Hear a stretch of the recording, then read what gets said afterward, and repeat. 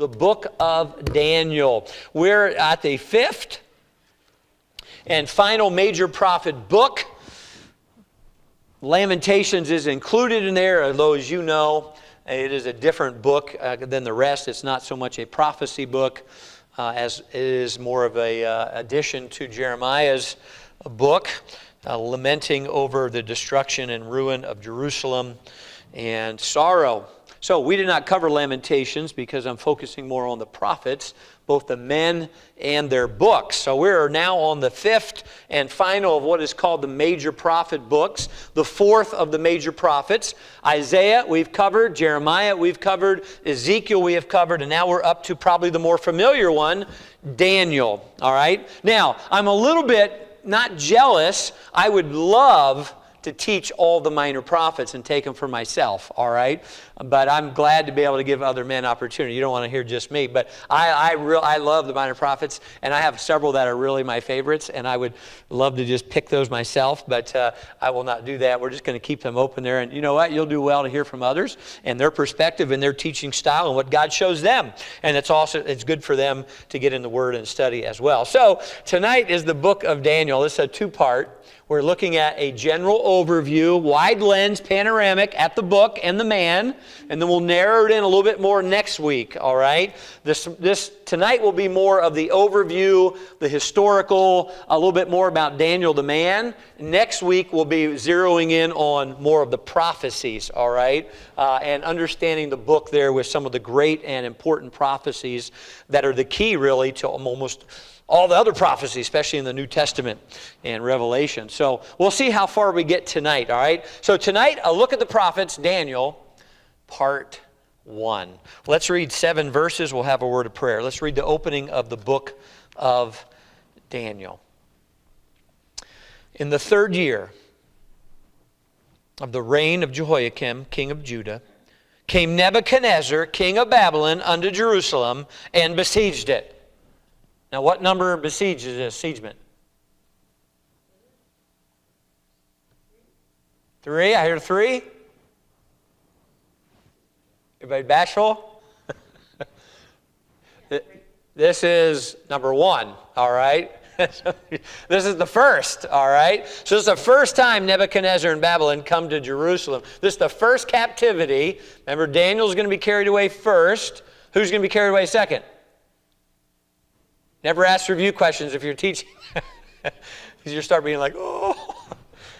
Ezekiel was carried away captive in the second wave. And the third wave, we don't have any specific names, all right? So Daniel is carried away here at the very first time Nebuchadnezzar besieges it. Verse 2.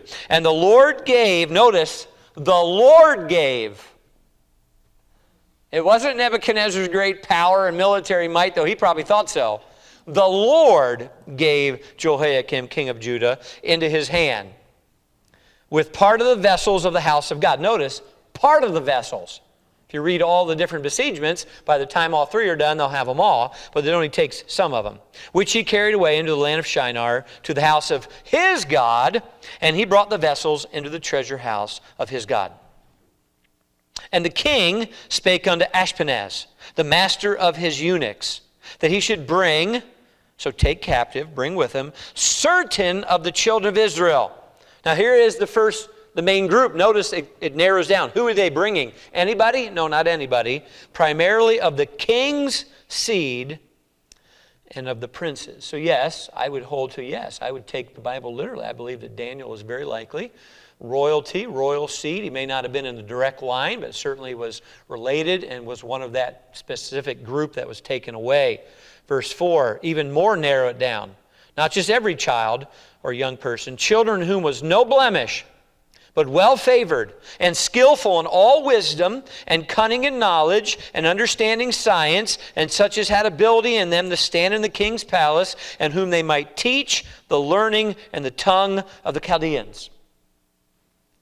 And the king appointed them, those that were taken, these young men, we're never told if it was ladies, probably young men only, a daily provision of the king's meat and of the wine which he drank, so nourishing them 3 years. 3 years. So it was a 3-year transformation.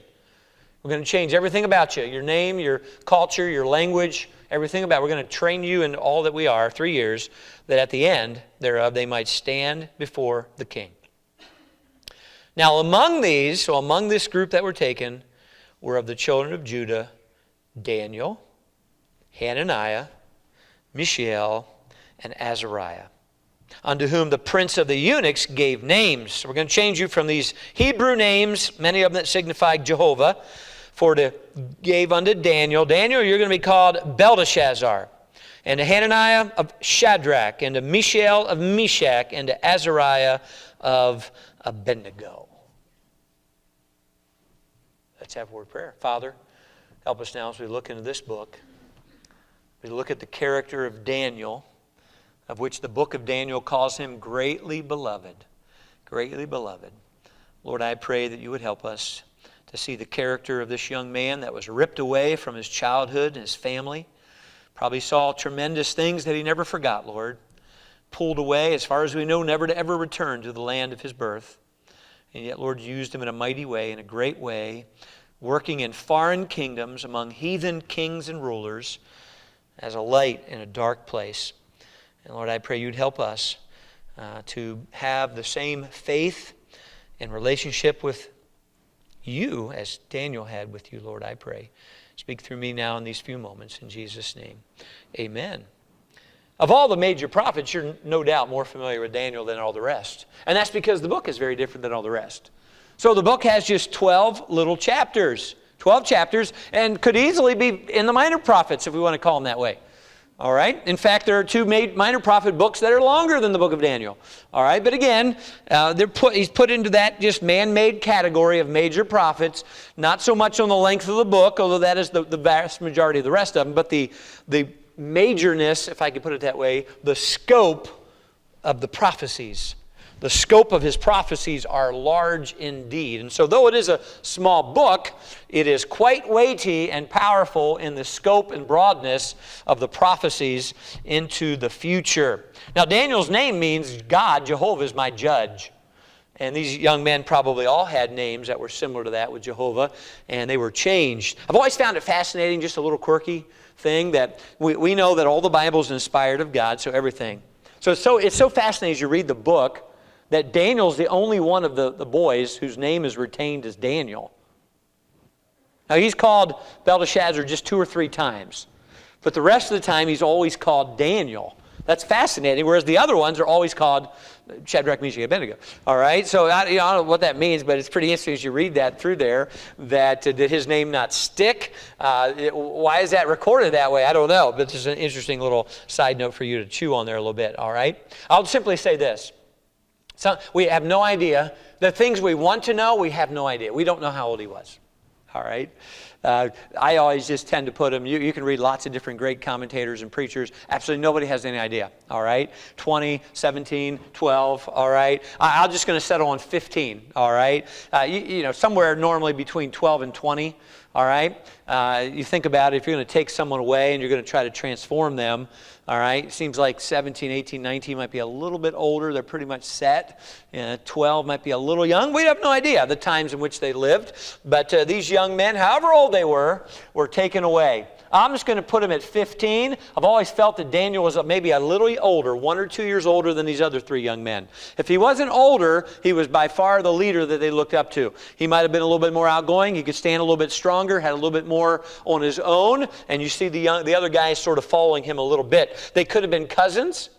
They could have been relatives. We have no idea. God never tells us, all right? The other thing we're never told, but it's very likely, is that these young men were all made eunuchs. All right? We don't need to go into that deeply there, but why else would it say that the king appointed the master of the eunuchs and the prince of the eunuchs to be over them? And that was very common in those days among our nations, to take those and make you eunuchs for service for a lot of different reasons. So we're never told that, but it's very likely that that's exactly what happened to all of these young men that were taken away to be transformed.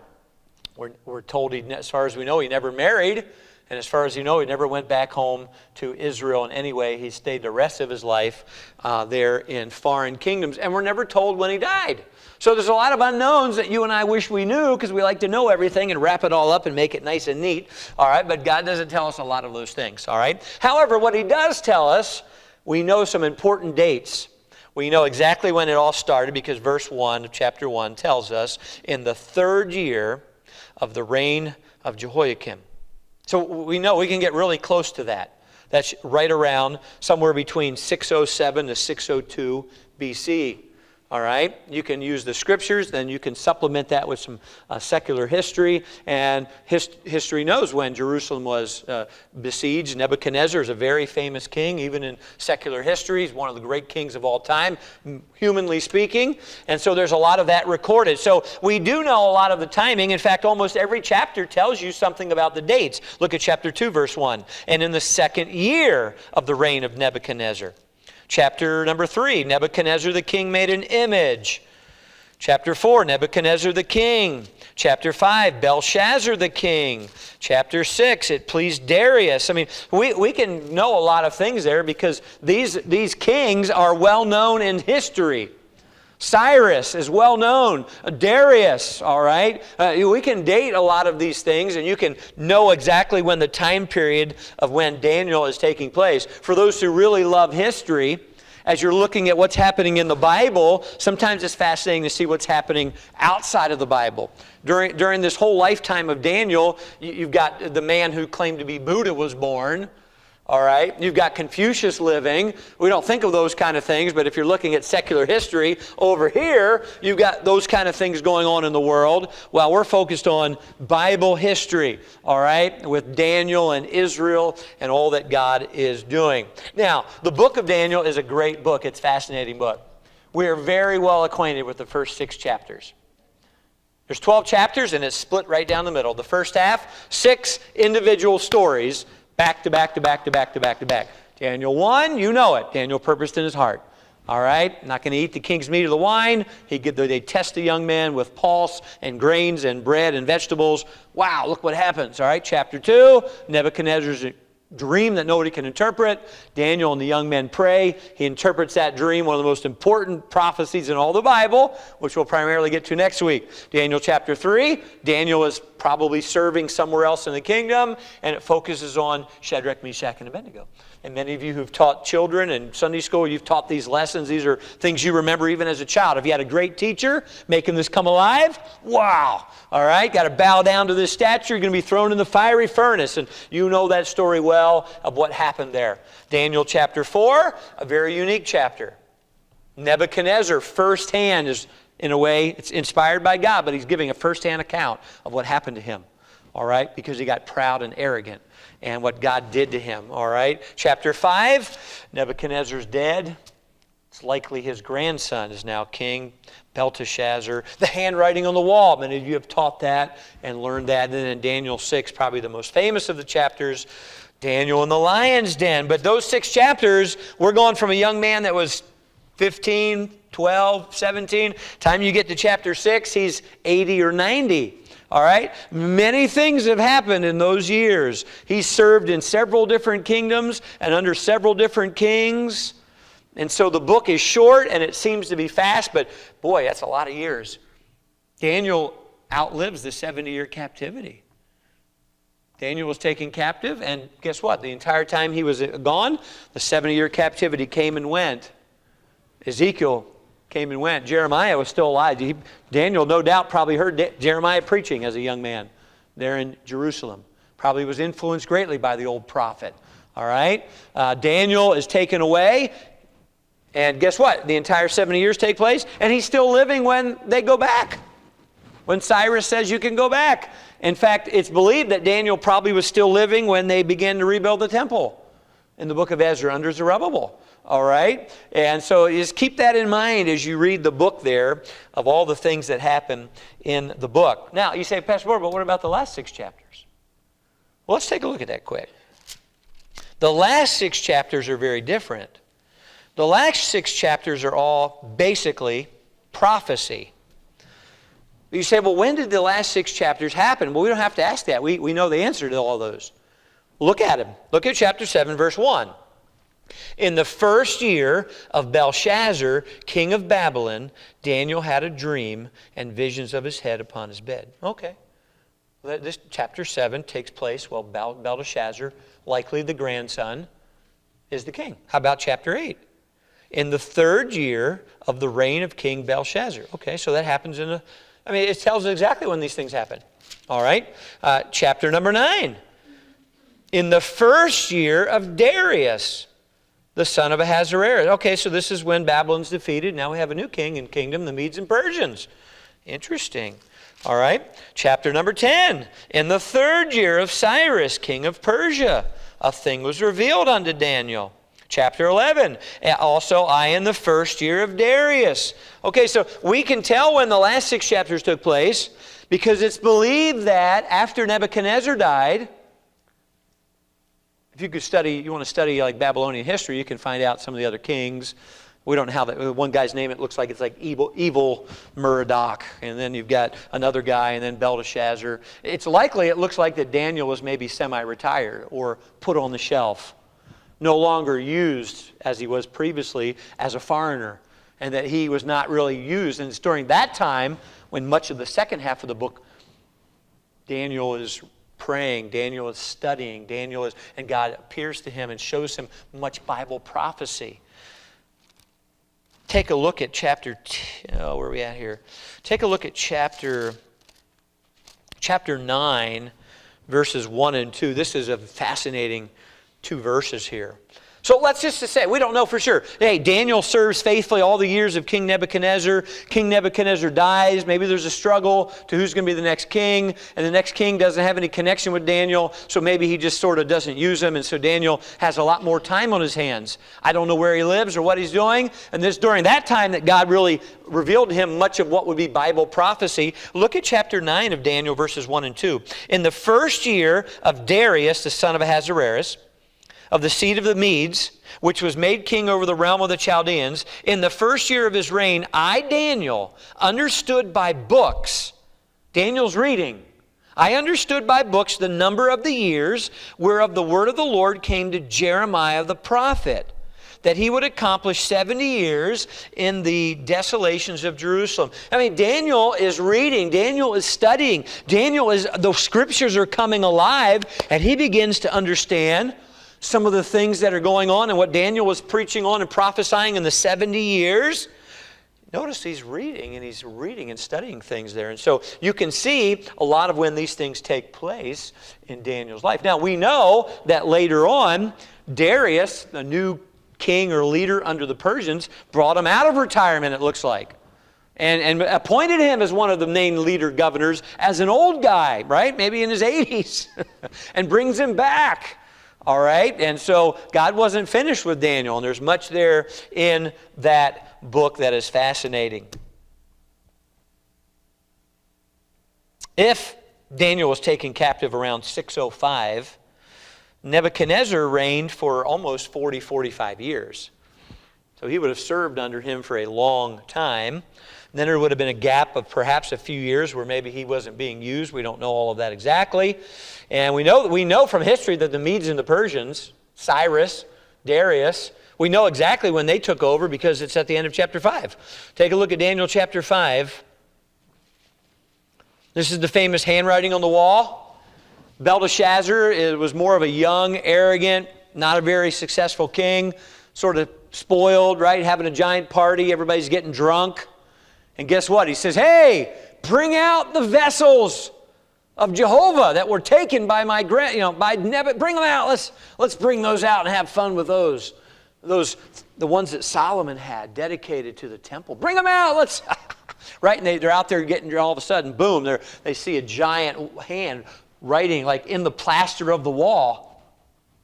Right? Everybody stops, and Belteshazzar can't even, so frightened and scared, and the party stops, and nobody can tell what that writing was, right? And if you know what happens in Daniel 5, the queen, believed to have been perhaps more like the grandmother, says, there is a man in the kingdom who your grandfather used to use.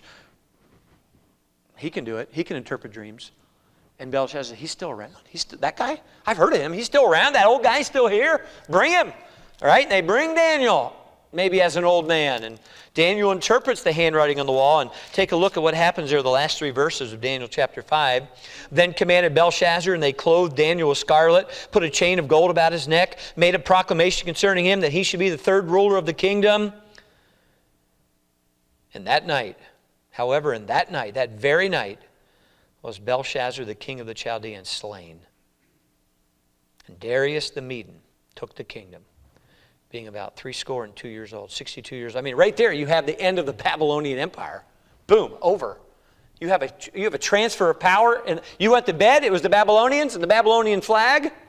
You woke up in the morning, it was a new king and a new kingdom and a new empire, and it was the Medes and the Persians, and you know that Daniel was elevated to a high position in chapter number 6. And by the way, secular history can tell you all about that. And how the Medes and Persians had stopped the river because of the party and the drunkenness. They were cocky. They diverted the river, and they went right in under the walls on the dry riverbed. And that night, slew them all. Slew Belshazzar right there, boom, took over the kingdom. And wow, the end of the Babylonians, boom, gone. In a moment. In a moment. All right, it was over. And you have a brand new kingdom. All right, so a lot of things you can see looking in the book there. We're never told exactly how long Daniel lived. The last date given in the book is in chapter... The oldest date would have been chapter 10, verse 1, in the 3rd year of Cyrus. That's the last date given. So, 3rd year of Cyrus, that would make Daniel probably 80, some would say almost 90. He could have lived much longer. We don't have any record of his life after that. So it could be that he died shortly thereafter. We're never told any of that. But it is certainly an incredible book, a fascinating book. There are tremendous verses that we don't have time to cover. I wish we did. I'm giving you an overview. However, if you like to do alliteration, you love to do lessons, you want to teach this to children, Daniel was a man of purpose. I remember memorizing Daniel 1:8 when I was in elementary school. But Daniel purposed in his heart that he would not defile himself. All right, even as a young man, he made the decision. He made the decision before he ever got to Babylon. And by the way, when you have to make decisions, you don't make decisions at the heat of the moment. You'll probably give in. You make decisions ahead of time based on standards and convictions, and you set it. Say, I know what they're going to do. I'm not doing it. All right? You don't wait till you get there because peer pressure, you're weak, we're weak, our flesh is weak. Daniel purposed. Now, it never says the other boys purposed. Now, maybe they did. I tend to believe he might have been a little older, a little bit stronger, a little bit more mature, might have been grounded a little bit more than the others. Daniel purposed. And that the young men, maybe cousins, they followed his lead. And you know what? God blessed them. And so another fascinating thing about the book of Daniel, and I remember learning this years ago. I can't remember if it was a Bible teacher in high school. I just remember them always saying, take a look, always read the last verse or two of each of the first 6 chapters because it always ends in promotion.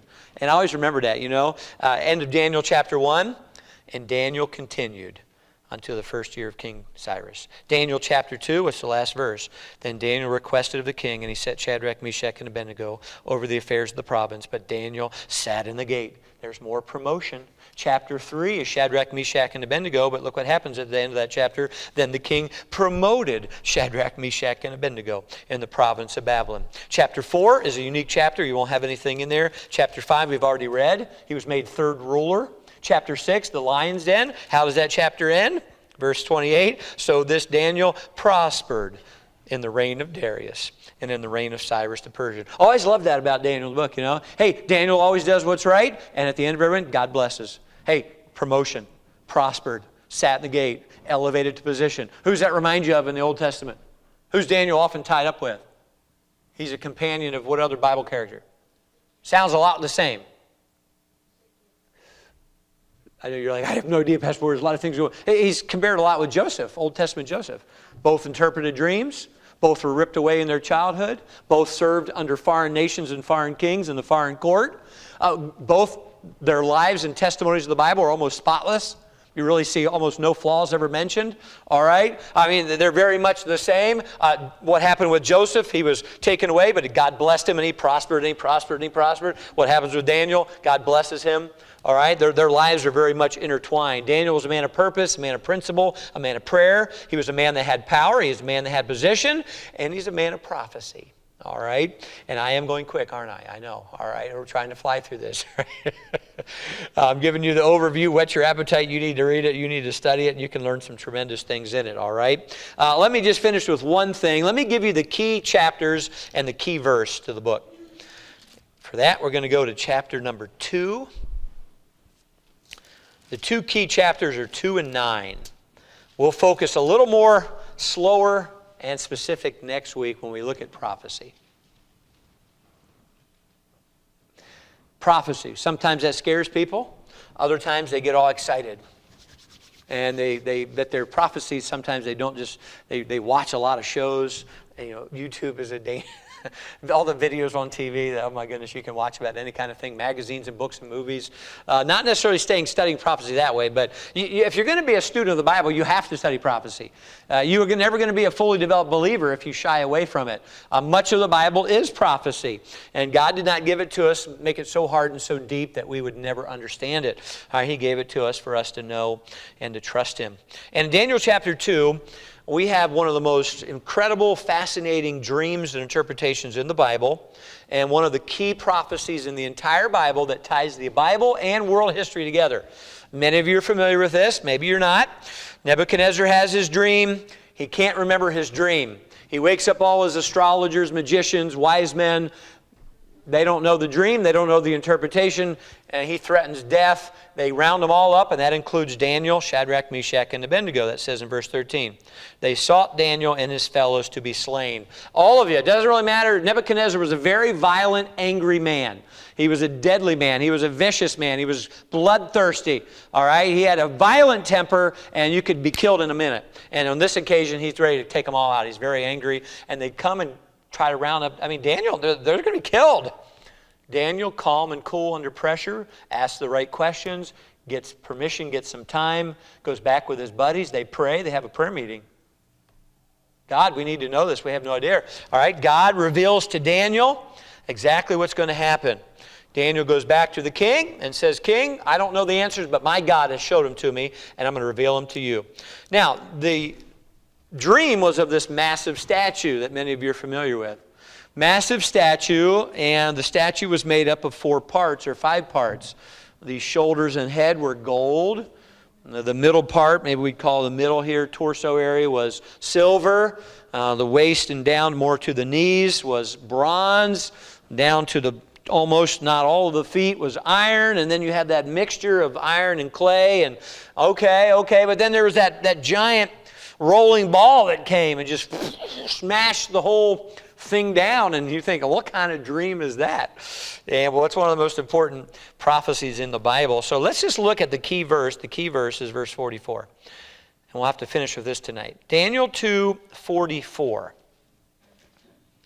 So what God is revealing to Daniel and to Nebuchadnezzar and to everybody who's lived since then and to us today is really how world history happened and is happening and will happen in the form of empires. Some of this has obviously already taken place. The gold is the Babylonian Empire. That was the greatest of all of them. The silver was the Medes and Persians who came next, and that took place. The bronze was Alexander the Great and the Greeks. That took place, and we have all world history to show that. And then you have the Roman Empire by the iron coming and overtaking. You can go back and look at all of that, all right? And then you have some of what has not taken place yet. But the key to the whole thing is verse 44. And this is Daniel speaking to Nebuchadnezzar. And in the days of these kings shall the God of heaven set up a kingdom which shall never be destroyed. Now, that has not happened yet. And the kingdom shall not be left to other people, but it shall break in pieces and consume all these kingdoms, and it shall stand forever. And then the very end of verse 45. The great God hath made known to the king what shall come to pass hereafter, and the dream is certain, and the interpretation thereof sure. Wow. And guess what? Everything that was told has happened exactly as God said it. You can go back and study history, the Babylonians, the Medes and Persians, the Greeks, the division of the Greeks once Alexander died into all the different factions, the Romans coming in. We'll be looking at that a little bit as quick as we can. The time of the Gentiles, what's going to happen to Israel. Now the key is just making sure we understand none of this has anything to do with the church. That's the key. It's got to make sure that there's no such thing as the church in the Old Testament. It doesn't exist, hasn't been mentioned, it's a mystery. So we're not talking at all about the church in the book of Daniel. All right, we're talking really primarily about Israel. It's mainly about Israel. And God's going to unfold a lot of things in those last 6 chapters that tie in with the statue, with the kingdoms, with the Antichrist, with the future, what God is going to do. And he reveals those to Daniel. Now, Daniel's not a prophet like the others. He's a prophet in that he was an interpreter and wrote prophecy, but he wasn't a prophet like Isaiah and Jeremiah and Ezekiel and all the minor prophets. He wasn't sent to another nation necessarily. He didn't really walk proclaiming as the other men did. His was a unique, if you would, prophet-type role, much different than the rest of the men. And so there's some tremendous things in the last 6 chapters that God's going to unfold exactly, much of what has not yet happened. And as many a preacher has said, you can't understand Revelation without Daniel. You can't understand Matthew 24 and 25, the Olivet Discourse. Do you know the only book Jesus quoted from in the only prophet was Daniel in Matthew? I mean, you can't understand it without the book of Daniel. He didn't quote anything else, all right? And it's all talking about Israel. It's not talking about the church. And so, tremendous truths in the book. The key is this, though. You read through Daniel, just like Isaiah, Jeremiah, Ezekiel, and all the prophets, you're going to see this. Here's the great truth. God is sovereign. He rules supreme. And all people and nations and kingdoms are in His hand. And He does whatever He wants and whatever He wills. And He takes kingdoms and He sets down kingdoms. And there's no person that's too mighty or so powerful that God cannot remove in a minute. And He uses kingdoms for His purpose and His plans. And one day, He's setting up His kingdom. And as it says, it will stand forever. All right, wow. All right, and so as you see that, as you read through the prophets, you should, as a believer, have tremendous security and tremendous confidence in God. Not only in seeing exactly what happened because He said it was going to happen, but because you see that God is in control, and so I don't got to get all worked up over, president's elections. And we need to do the right things, and our country, and you need to read the Scriptures. You need to look at prophecy. You need to be confident in God. And it doesn't mean we just go do our own thing. I'm not saying that. We throw all that to waste. No, we're citizens. There's responsibilities and things we need to do. But we also need to make sure that we're getting our news from the Bible and that we rest secure in the fact that we serve a great God. An all-powerful God, and He is mighty. He's the only God there is, and He's in control. And everything's going to happen exactly as He says. Well, our time is up tonight.